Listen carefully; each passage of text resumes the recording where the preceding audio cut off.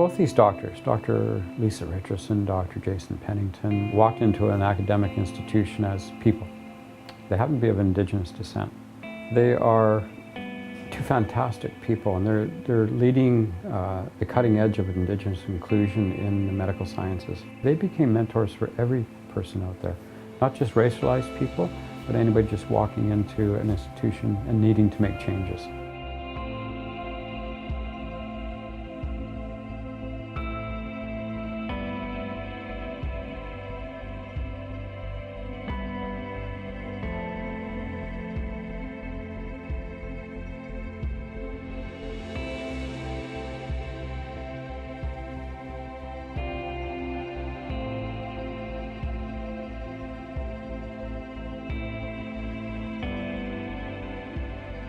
One of the things that needs to happen to improve the health for Indigenous peoples in Canada is to recruit more Indigenous healthcare providers. During my 4 years of medical school, there was actually 1 year when I was the only identified Indigenous student in the whole 4 years of the medical school. So we have created just in 2012 a special pathway where Indigenous students have a parallel application program. They meet all of the same academic cutoffs. So these are outstanding students.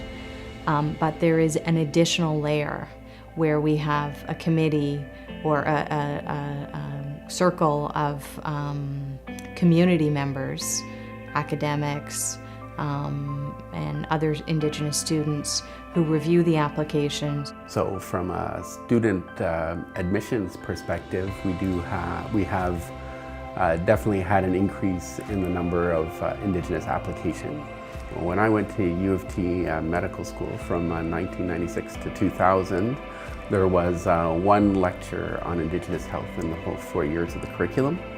And it was taken from a public health, a very westernized version of public health, and was quite paternalistic.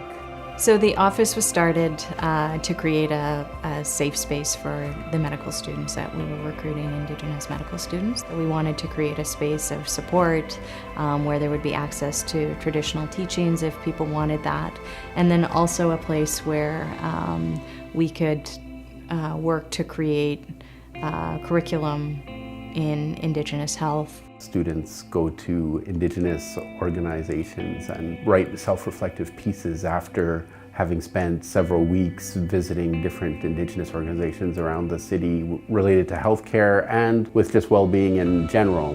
Students will go into community and participate in drumming circles, meet with elders, go to community socials, go to powwows. So they really do have quite a different experience than a clinical one, but they come away with a very deep understanding of colonization, the impacts of colonization, and what their role is as a provider for Indigenous patients. It's been very fruitful, and I think that's the real thing, is to get away from didactic lectures, because it's easy for students to start saying, yeah, I've heard about residential schools. Yeah, I know about the 60s scoop. But when you actually go out and meet people who lived it and people whose families went through those events, that's when we really get people to truly understand. I bumped into a resident the other day who said, that was the best panel, that was the best experience of all of my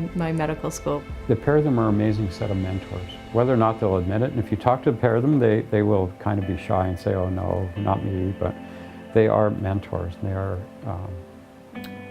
worthy of being marked somewhere in history, worthy of being recognized. I think we're still running the old systems. There is no way they could escape being elders, wisdom keepers, traditional teachers, knowledge keepers, because that's what they are. They happen to wear a different clothing now. They happen to walk in a bit of a different world, but that glow that surrounds them is still there.